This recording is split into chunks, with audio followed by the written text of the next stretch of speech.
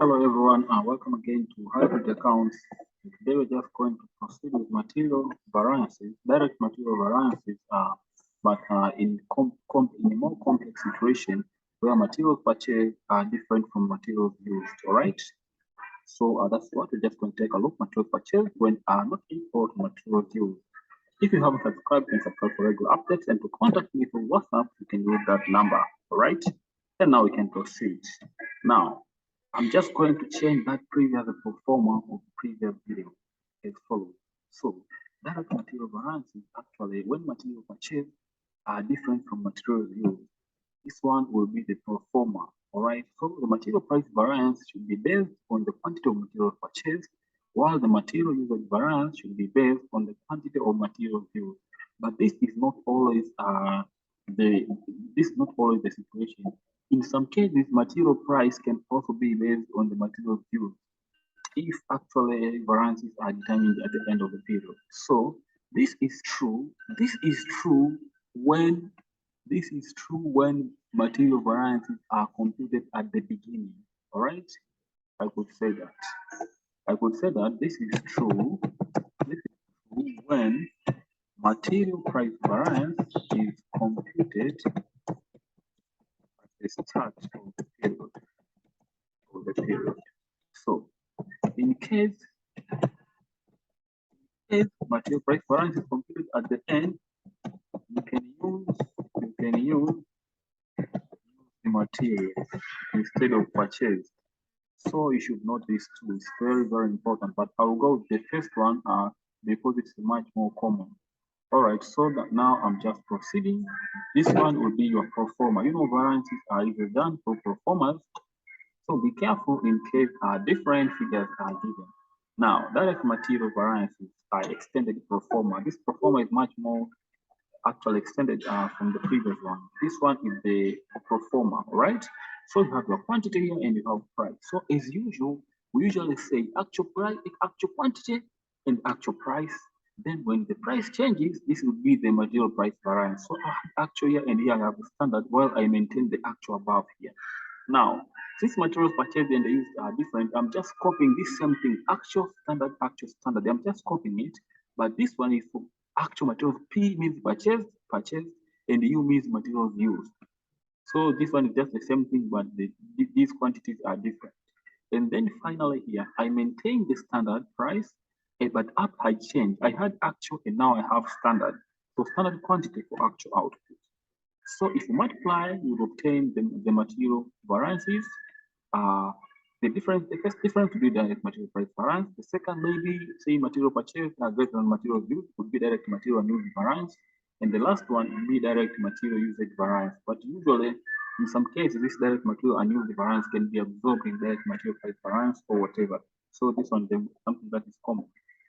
So as usual, when I speak of SA, I mean standard quantity for actual output. This one, it is obtained this way by standard quantity per unit, then actual units produced. So that's what I do right here. All right, let's just go and take a look at an example so to go and finish up. So we are told that a company manufactures one product and the entire product is sold as soon as it is produced. That means that all units produced because the unit sold. There are no opening or closing inventories and work in progress is negligible. And then the company operates a standard costing system and analysis of variances is made every month. The standard cost card for the product card is as follows. So we have the standard cost card there. Actually, we have direct materials. We're given 0.5 kilograms at $6 per kilogram. Direct labor for variable overhead. For fixed overheads, standard cost, standard profit, and then you have the standard selling price. Then you're told that budgeted output for January was 4,400 units, and actual results for January were as follows. Production of 4,800 units was sold for $96,000. They're given information about materials, all right, about labor, about actual operating hours, variable overhead, fixed overhead. Then let's go to the requirements. Calculate all direct material variances for January. So we are given a lot of information about on materials, on labor, on variable and fixed overhead, but we just need the direct material variances. So I would just base on direct materials on standard terms, but also on materials on actual terms and actually do the question. All right, so let's just go to the solution. So I would prepare the performer as we just learned. This will be the performer, all right? Actual quantity and actual price, and then the price changes. So actual price standard. But after this one, I'm copying the same as here. I had actual price and here I have actual price. As for this one, you say that this one is the same as this one here, but we have just differentiated them because actual units purchased, actual quantities purchased are different to actual quantities of materials used.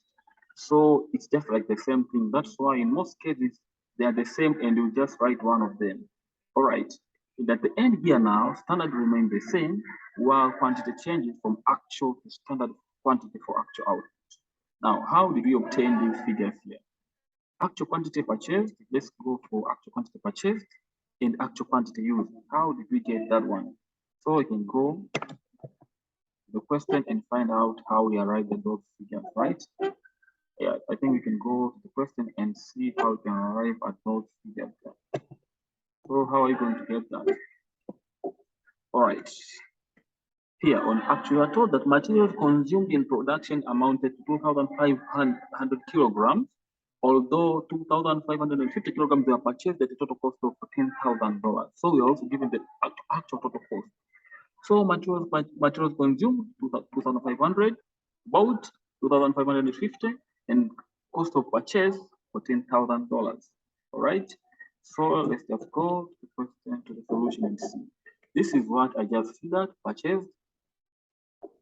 Purchased again, and here materials used 2,500. All right. We are also given the actual cost of purchase. So actual quantity times actual price, I would obtain the actual cost. So I already have this 14,000 here. So in case we need to know what the actual price was, it means that 2,550 times how much should to obtain 14,000. So I would take 14,000 divided by 2,550 and I would have $5.49 per kilogram. All right. Then I can proceed with the other figures to actually correct the solution. All right. So we can just go to the question. Now read the question here. We are done with the actual results. We are going to the standard results. Standard results are here.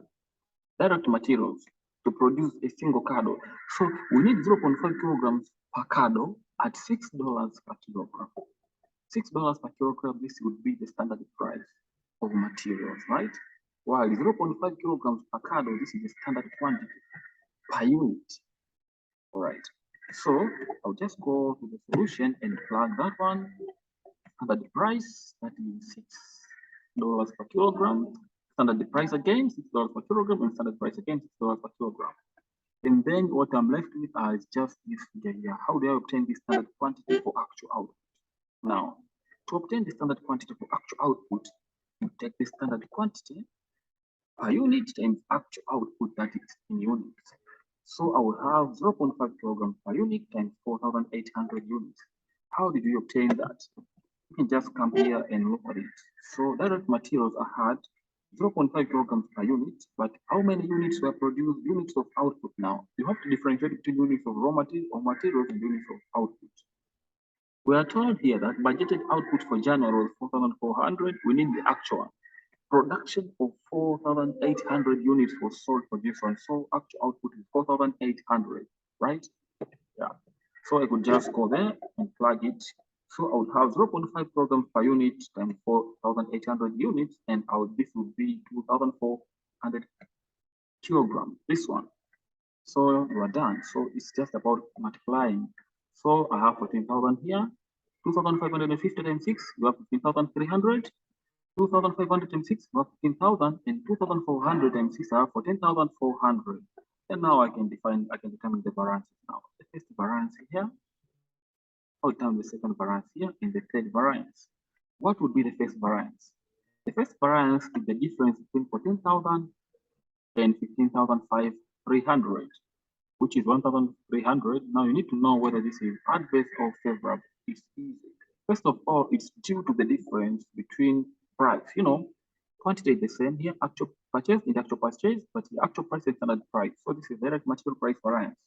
So if you compare, the reason for the difference is on price. I expected to purchase at $6 per kilogram, but I ended up purchasing at $5.49 per kilogram. So I used much less money. So that's good. That's what they're saying. Material price variance is favorable. So this one pro forma is just easy.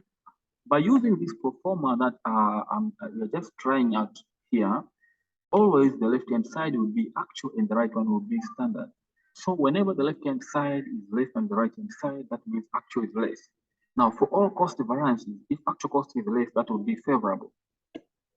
So to explain, you can use that, but to explain, you can just compare this $6 per kilogram and $5.49 per kilogram. But just to know whether it's adverse or favorable directly, you can use what I've just said. If you compare here 15,300 and 15,000, the difference here is due to the difference between actual quantities purchased and actual quantities used. Actually, I purchased 2,550, but I used only 2,500. That means some kind of inefficiency. I purchased more. So this would be the direct material and use the variance, that would be 300, and it would be unfavorable or adverse in other words. A means adverse.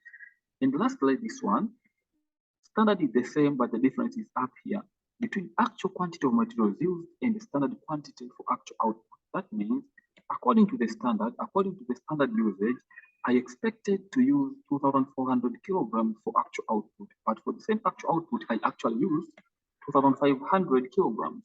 So I ended up using more. So this would be adverse variance. But even if you compare, left-hand side is greater than right-hand side, that means actual cost is greater, so that it would be adverse, just like that. All right. If you need to know the total direct material variance, you have to sum them all. 1,300 favorable, 300 adverse, and 600 adverse. Adverse and adverse give you 900 adverse. 900 adverse you can call it negative, so it will be 1,000 minus 900, that will be 400 favorable, right? Or you can just take the difference between the first one and the last one. 14,400 minus 14,000 would be 400, but the left-hand side is less than the right, so this is favorable since we're speaking of cost variances. So that's what I just wanted to speak about, right? And you can just know maybe the reasons for direct material variances, why would that arise, but don't worry about this. We would see this in a different video. All right, thank you very much. If you haven't subscribed, you can subscribe for regular updates, and then until next time.